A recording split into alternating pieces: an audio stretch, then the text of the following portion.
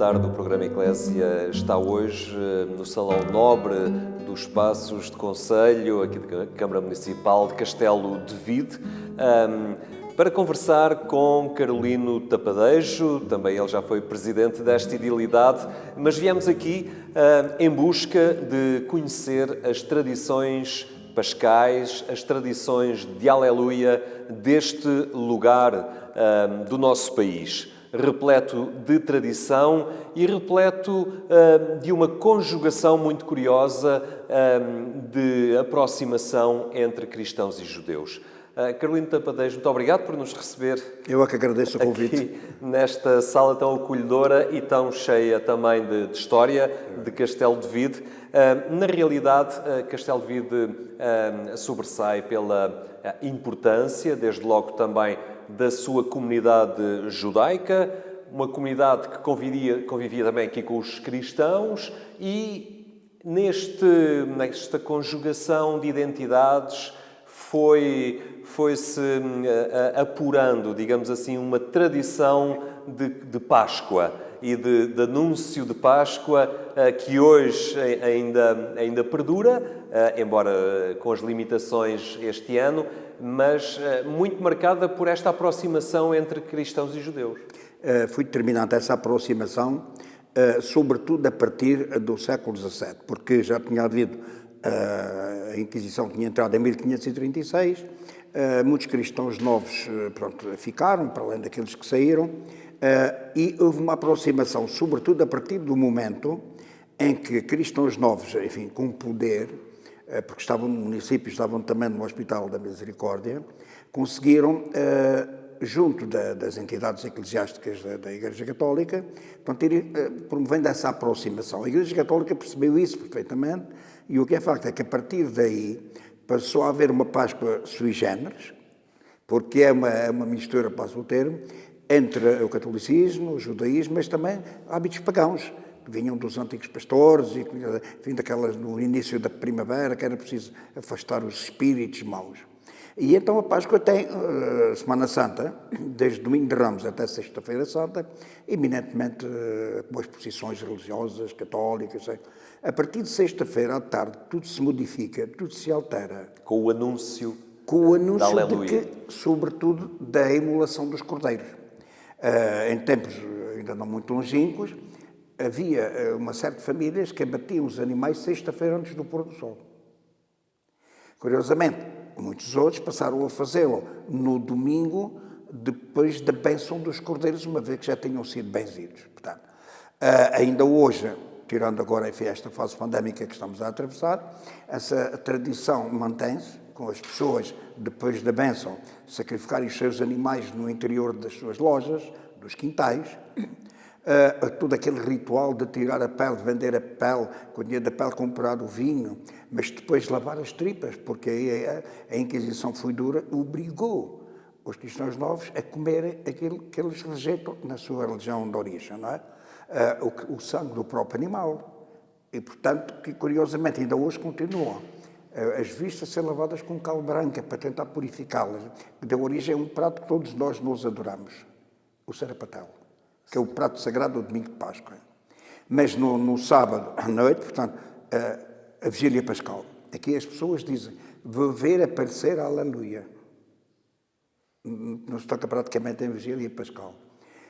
E depois, no interior da igreja, enorme, levará umas 2.000 pessoas, que está completamente cheio, mas cá fora mais 3 ou 4.000 ou 5.000 a aguardar que os sinos toquem anunciando a Aleluia, e então, enfim, são milhares de chocalhos, que até esse momento estão escondidos e começam a voar dentro e fora da igreja, e é o momento em que o Castelo de Vidense dá boas festas ao outro, ou se teve algum desentendimento com alguém durante o ano, abraçam-se, pedem desculpa. No dia seguinte até podem jogar outra vez. Ali é o momento da reconciliação. Não é? E é também, mesmo noite fora, quando se convidam as pessoas, os amigos, os familiares, para irem às nossas casas começar a comer os tais bolos tradicionais da Páscoa, que têm reminiscências sobre a partir do século XVI, como o bolo finto, o bolo da massa, que não é mais que o pão ázimo, mas que depois tem uma vertente com açúcar e canela e passaram a chamar de boleima, mas também os folares de Páscoa, Depois, no domingo de Páscoa, claro, o sarapatel, o cacho frito. Mas depois da chamada procissão da ressurreição, que é patrocinada e coordenada pelo município.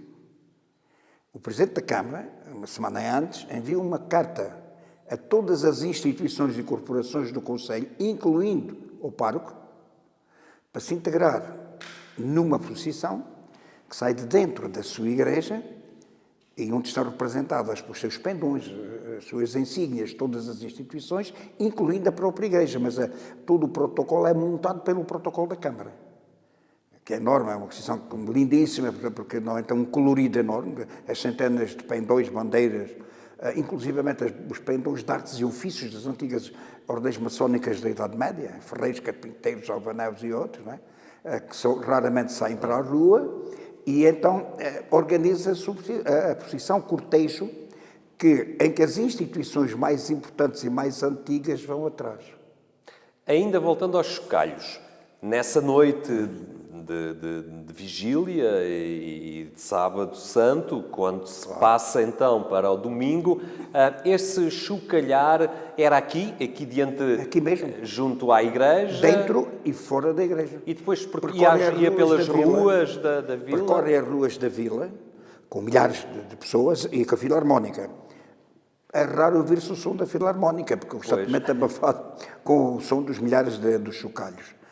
De pessoas nossos familiares, que vêm pela Páscoa a Castelo de Vide, tirando agora esta fase, e trazem já os seus familiares, os seus amigos e o turismo. Castelo de Vide, em anos normais, enche a hotelaria até 100 km em volta. Porque isto tornou-se um ex-libris. E a tradição não corre o risco de desaparecer porque as pessoas continuam a ouvir e continuam a trazer os seus chocalhos? Porque é sentida pelo coração, é sentida por todo o passar dessas mensagens e tradições de família em família. Eu recordo sempre uma frase de Shakespeare, quando ele dizia que tinha a ver com a identidade, quando nós dizemos a identidade, e Shakespeare um dia afirmou: recordar é fácil porque temos memória, esquecer é difícil porque temos coração. E, portanto, isto simboliza um pouco aquilo que é o sentimento das gentes de Castelo de Vide, que depois dessa procissão, as instituições mais antigas e mais importantes são atrás, a igreja e o município. O município cujo estandarte é transportado sempre pelo vereador mais jovem. Supostamente, em tempos idos, era aquele que era mais robusto, então, os pendões antes eram pesados, não é? No final, o pároco celebra uma missa em honra do município, enfim, de todos os cidadãos, regressando depois a convite do Presidente da Câmara, junto dos espaços do Conselho, onde recebem os cumprimentos de todas as entidades e de toda a população. Portanto, isto é uma manifestação de grande abrangência e toda ela sintonizada na reconciliação, na aproximação entre as diferentes corporações, as diferentes entidades públicas. Acaba por se retirar daqui um espírito solidário, um espírito de perdão recíproco, um espírito de unidade. Claro, é isso mesmo. É o símbolo daquilo que nós somos todos ao fim e ao cabo. Nesse dia, na Páscoa, no domingo de Páscoa, nós somos todos amigos, nós somos todos irmãos. Exatamente, eu vou pedir perdão, os cumprimentos, o abraçar, porque é isto, a Páscoa para nós é isto, simbolizada, enfim, no facto de a própria Igreja Católica ao longo dos séculos ter agregado a si, ter tido a capacidade de ter agregado a si todas aquelas culturas ali minoritárias que andavam ali à volta, nomeadamente a judaica e também os hábitos pagãos. E isso foi determinante, por isso é que a Páscoa é sui generis, é única, não é melhor nem pior, é única. E os borregos, a bênção dos borregos, que vêm até aqui também, a este largo, junto à Câmara, junto à Igreja? Junto à Igreja, em frente à Igreja Matriz, vêm os rebanhos no sábado, aleluia, e depois o pároco sai de dentro da Igreja, faz uma alocução em que cita a tradição judaica de Castelo de Vide, curiosamente, os hábitos judaicos, e depois procede à bênção dos cordeiros. Portanto, a partir daí, portanto, os familiares, os chefes de família, negociam um borrego ou um cabrito, que depois levam para casa. E o dia em que chegam normalmente os nossos conterrâneos que estão fora, E é um dia, de facto, espantoso. Começa a conciliação, começa a reconciliação, começa logo no sábado da Aleluia, mesmo antes de chegarmos à Vigília Pascal. Mesmo antes. Portanto, é a nossa festa, é a tradição gastronómica, que toda a gente respeita. Há de haver pessoas, coitados, doentes, moribundos, mas o sarapatel tem que ser comido. E o sarapatel, como é que se faz isso? O sarapatel é tudo o que é menos nobre do borrego ou do cabrito, que os cristãos novos foram obrigados a comer. Que era uma prova da sua Que era uma conversão, prova não era? da sua conversão. Portanto, são as tripas depois lavadas e purificadas com cal branca, o estômago do animal também, são as fossuras, e depois são as peles da barriga, e depois o sangue, depois de cozido, curiosamente, o sangue, quando o animal está a ser abatido, coalha numa tigela e imediatamente com a mesma faca faz-se uma cruz, o sinal da cruz, no sangue. Depois é cozido. E depois é um refogado, com uma bacia, com um pão duro, normalmente, à boa maneira alentejana, umas folhas de hortelã, o refogado e depois o sangue esfarelado para cima das vistas, para cima daquilo que é o menos nobre do borrego ou do cabrito. Aquilo que foi uma violência, uma violentação terrível, seguramente no século XVI, entra na tradição, como o queixa frito. Eu tive o prazer de estar em Israel agora em 2014 e naqueles kibbutz andei lá a verificar a questão das gastronomias e a similitude que podiam ter aqui connosco ou nós com ele, e o que é facto é que vai encontrar queixa frito num kibbutz a norte da Galileia, com a mesma receita que se faz aqui em Castelo de Vide. Ao fim e ao cabo, há aqui uma grande lição de interculturalidade, Claro. de aproximação entre tradições religiosas. Claro. Acaba por ser uma grande lição para uma sociedade, às vezes, com clivagens e com diferenças. Não tenho dúvidas, e o que é facto é que isto agora, traduzido em termos turísticos, porque Castelo de Vide é hoje uma referência para as comunidades judaicas de todo o mundo. Eu, por exemplo, já há mais de 30 anos que me dedico à investigação e a fazer visitas guiadas pro bono a todas as pessoas que vêm aqui que desejam, é o convite da Câmara, das universidades, e posso lhe dizer que desde 1989, 90, mais ou menos no término aqui da Câmara, por mim já passaram mais de 50 mil pessoas de 40 nacionalidades, quase todos ligados ao judaísmo, direta ou indiretamente, desde os países da América Latina, dos Estados Unidos, do Canadá, e claro, de Israel, que é a maioria. Mais de 4% da população de Israel já esteve comigo aqui. E explique-me lá uma coisa, como é que foi ganhando gosto por estas tradições? Como é que as encarava antigamente? Como é que foi entrando neste Criança. Nasci na Rua Nova, depois venho a saber que filho de uma família de ferreiros, temos uma oficina, que hoje é um museu que está na posse da minha família há mais de 500 anos, por exemplo, onde tem ferramentas que vieram de Toledo, quando eles vieram fugidos de Espanha em 1492, e nasci na Rua Nova, Rua dos Cristãos Novos. E já era criança, com meus 5, 6, 7 anos, algumas das minhas vizinhas, eu via nas sextas-feiras, depois do almoço, terem algumas práticas. Limpar a casa, substituir a roupa da cama e uma candeia, uma vela acesa num sítio recôndito da casa. E eu perguntava, mas para que é isso? Já a minha avó fazia. São costumes muito antigos que temos que respeitar. E depois fui ganhando, mas sem saber o que era. O meu pai tinha um talento notável para trabalhar o ferro, trabalhou para os Estados Unidos e para muitos países, e vários intelectuais e artistas, por vezes, vinham vê-lo trabalhar o ferro, onde voltava José Régio, estava aqui em Porto Alegre. E aproveitando a presença deles e dos seus colegas e amigos, eu já com os meus 12 anos perguntava-lhe o significado daquilo das minhas vizinhas. E então eles muito amavelmente me explicavam, e foi aí que comecei a ouvir falar em judaísmo, em judiaria, em Inquisição, que eram cristãos novos, e portanto foi daí, que começou em criança e depois já na adolescência, que eu comecei a tomar gosto e conhecimento por estas coisas. Eu tinha já o vício da leitura nessa altura, mas não tinha dinheiro para comprar livros, fui Zé Reis que me emprestou muitos livros, muitos, desde Alexandre Colana, muitos outros, Torga, Aquilino Ribeiro e muitos outros. E, portanto, fui, claro, depois na juventude, fui tentando aperfeiçoar, já na Câmara consegui, quando comprei a sinagoga para a Câmara, para não se perder, e avançou-se com um processo de investigação científica que havia de ser o embrião do sucesso que hoje tem Castelo de Vide nesta área. Portanto, estamos a falar há 40 anos, não é?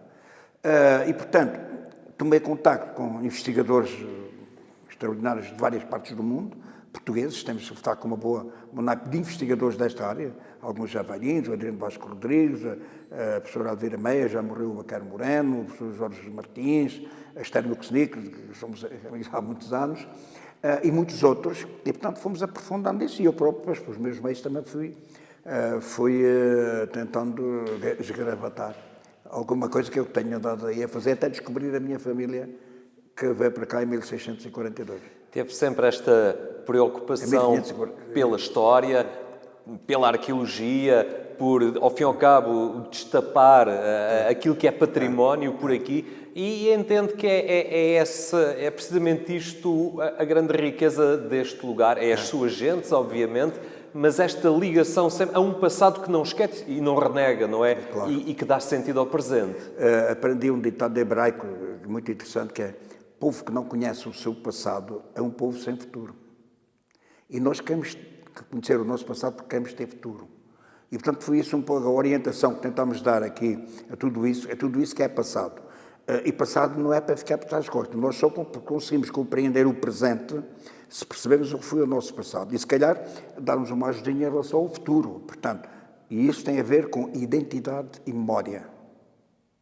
Afirmação de identidade e conservar a memória. Lá vamos outra vez a Shakespeare, por exemplo, ou quando tenho aqui situações, imagino que nas centenas de grupos que eu recebo, por exemplo, de Israel, a quantas emoções sentidas, a quantas lágrimas vertidas, eu já assisti por esta judiaria abaixo. Coitas de histórias que daria não sei quantos livros. Por exemplo, é a primeira vez que estou a falar em público, tenho muito gosto em fazê-lo.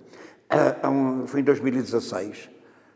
O então vice-presidente da Câmara, meu amigo, o Daniel Carreiras da Silva, disse-me que tinha um casal de familiares seus que viveu na Argentina e que o senhor tinha saído há muitos anos. Bom, chegámos à Fonte da Vila, com o senhor, que tinha 86 anos na altura, o senhor. A mulher nunca cá tinha vindo e ele chegar à Fonte da Vila e eu nasci naquela casa. Quando nasci, o meu pai foi para a Argentina e quando eu tinha 8 anos, penduraram uma tableta do pescoço, levaram-me a Lisboa, encarregaram-me lá para um barqueiro e fui ter com o meu pai à Argentina. 80 anos depois volto a Castelo de Vide. Que eu não queria morrer sem voltar a Castelo de Vide. Lembrei-me nessa altura do Saramago, José Saramago, quando um dia dizia: pois, fisicamente habitamos um espaço, emocionalmente habitamos uma memória.